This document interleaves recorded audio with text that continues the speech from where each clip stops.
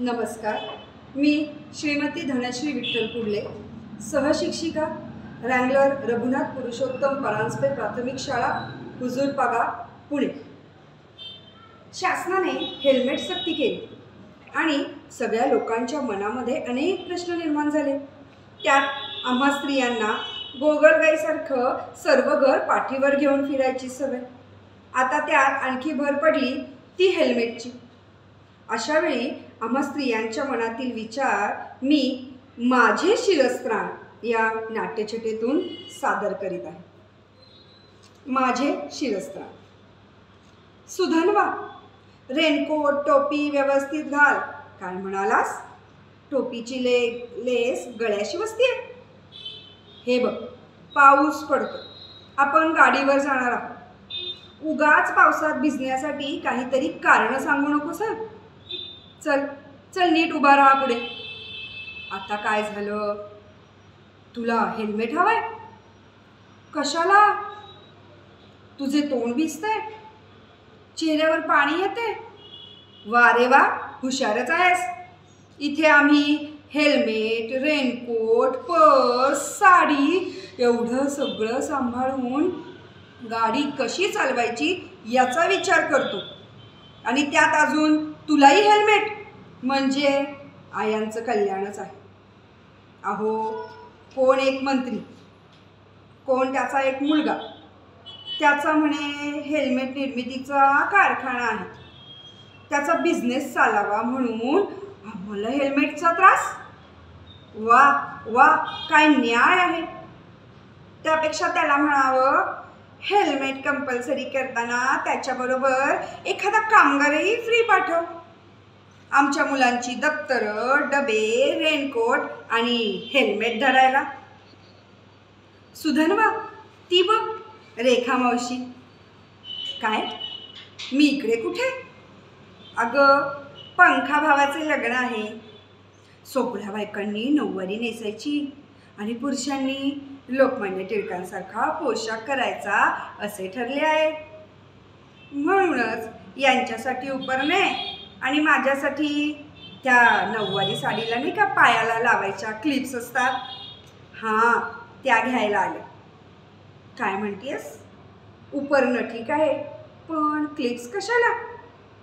अगं, आमच्या TVS Pep नावाच्या घोडीवर बसायचं, सर्व दागिने घालायचे, अंबाडा किंवा खोपा न घालता वेणी घालायची बरं का.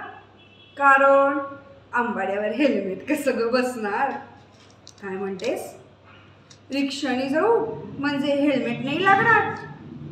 अगं, पण घरी परत येताना रिक्षावाल्यांच्या किती विनवण्या करायला लागतात माहिती आहे ना. मी तर ठरवलं, फक्त चौकात गेलं की हेल्मेट घालायचं आणि परत काढायचं. अगं, ऐकू येत नाही ग. आणि गंमत सांगू, उजवीकडे बघायचं झालं ना तर डोकंच नुसतं फिरतं.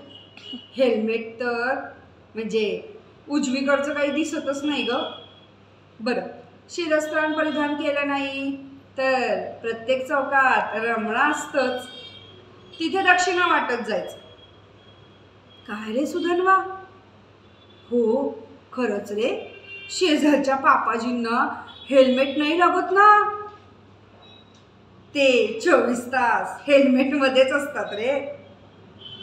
आमचा नवराही पगडी घालेल, पण आम्ही काय फेटा बांधून, पोरांना पोटाशी बांधून, मोबाईल कानाशी लावून, पर्स अडकवून भटकायचे का?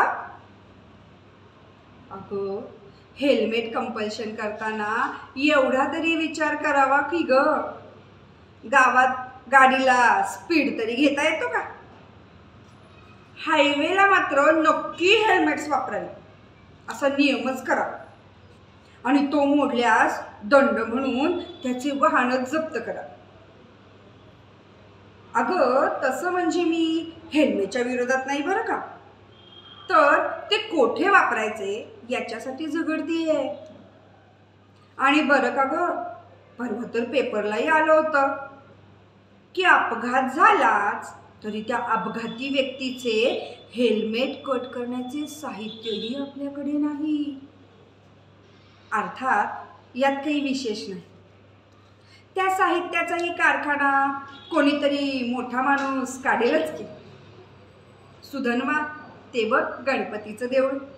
नमस्कार कर बरं. श्री गणेशा, तुला तरी डोक्यावर एवढा मोठा मुकुट घेऊन कसं काय करमत रे?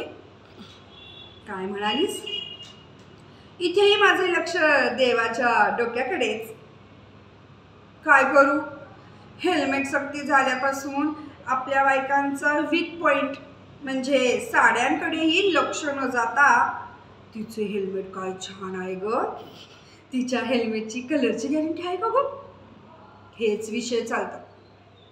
देवा, तुझ्याकडे तरी काय प्रार्थना करू रे? हां, तू ही हेल्मेट सक्ती रद्द केलीस ना, तर तुला या गणपतीत चांदीचा मुकुट घालीन.